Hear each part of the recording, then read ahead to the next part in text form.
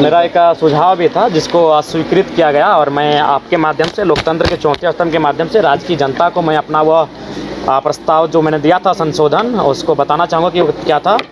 मेरा प्रस्ताव ये था कि अभी वर्तमान में क्या होगा कि जो प्रभारी मंत्री होंगे वह विश्वविद्यालय के प्रति कुलाधिपति होंगे।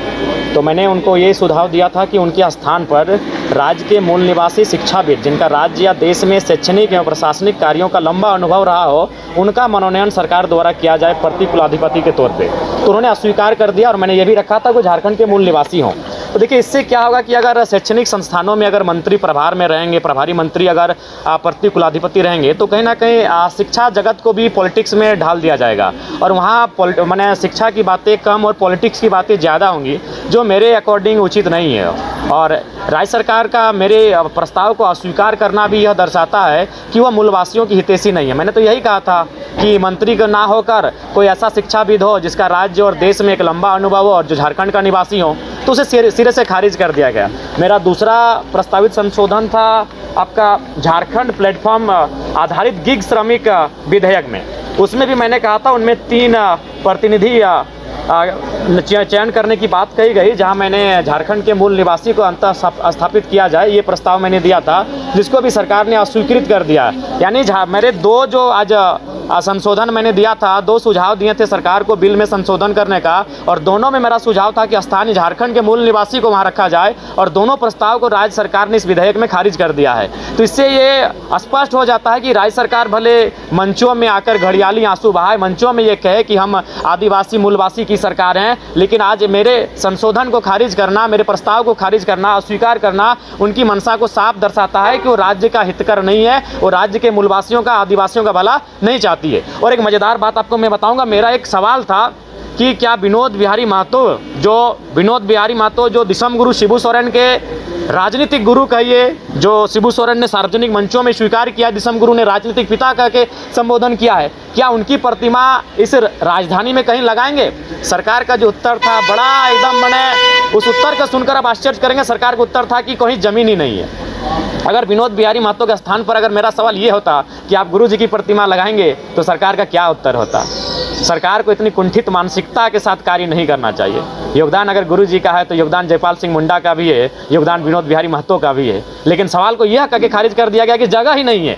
आश्चर्यजनक, विनोद बिहारी महतो के लिए जगह नहीं इस राज्य में एक स्टेचू के लिए। घोर आश्चर्यजनक, जिस विनोद बिहारी महतो ने दिसम गुरु को अपने घर में रखा और उन्हें मैंने पढ़ाया, उन्हें राजनीति में लाया, और साफ शब्द में झारखंड मुक्ति मोर्चा विनोद बिहारी महतो के पैसे से बना है। वह उस समय वकील थे, दिसम गुरु इतने सक्षम नहीं थे।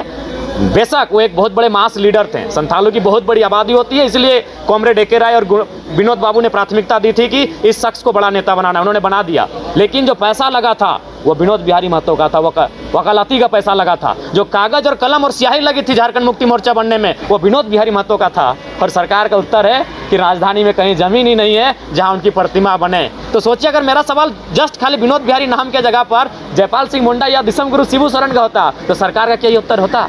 क्या सरकार को इस प्रकार से संकीर्ण राजनीति करनी चाहिए? इस प्रकार से संकीर्ण सोच रखनी चाहिए? ये दुर्भाग्य है राज्य की सरकार का।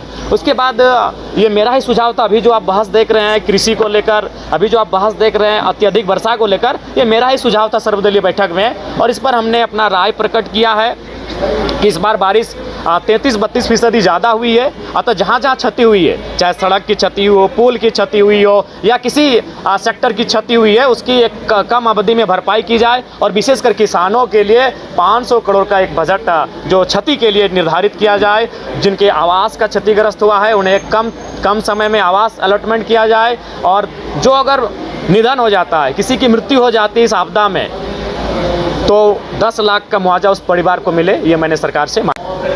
हाँ बिल्कुल मैं उस स्टेटमेंट पर पीछे क्यों हटूंगा?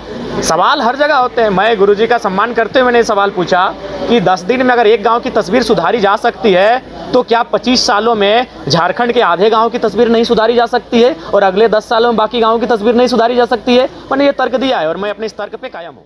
उच्च क्वालिटी का सोलर लगवाएं, बिजली बिल बचाएं और निश्चित धन कमाएं।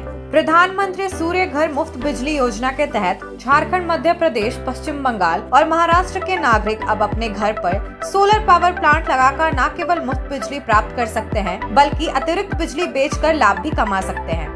इस योजना में 78,000 तक की सब्सिडी, 300 यूनिट तक मुफ्त बिजली, 25 साल की गारंटी और 5 साल की फ्री सर्विसिंग का भी लाभ मिलेगा। 50 रुपए प्रति किलोवाट की दर से आवासीय, इंडस्ट्रियल, कमर्शियल स्थानों पर 1 किलोवाट से 2 मेगावाट तक के ऑन ग्रिड, ऑफ ग्रिड और हाइब्रिड सोलर पावर प्लांट लगाएं। इस मौके का फायदा उठाकर आप जिला और ब्लॉक चैनल पार्टनर बनकर भी लाभ कमा सकते हैं। अधिक जानकारी के लिए मिले अजा बिहारी अंकुर प्राइवेट लिमिटेड, महिला कॉलेज के निकट, बरगंडा, गिरिडीह।